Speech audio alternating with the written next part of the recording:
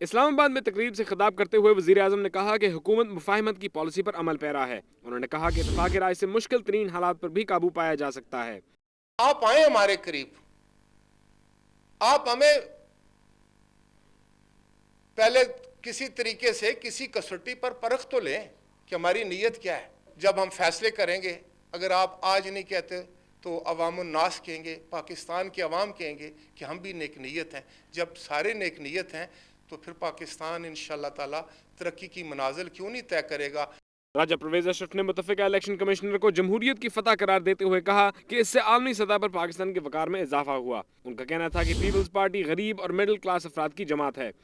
میں الطاف بھائی سے بات کر رہا تھا کراچی میں، تو مجھے کہنے لگے کہ راجہ صاحب، وزیر اعظم صاحب، مجھے معلوم ہوا ہے اور یہ اچھی بات ہے کہ آپ سونے کا چمچہ لے کر پیدا نہیں ہوئے۔ میں نے کہا الطاف بھائی، آپ سونے کی بات کر رہے ہیں، میرے پاس تو پیتل کا چمچہ بھی نہیں تھا۔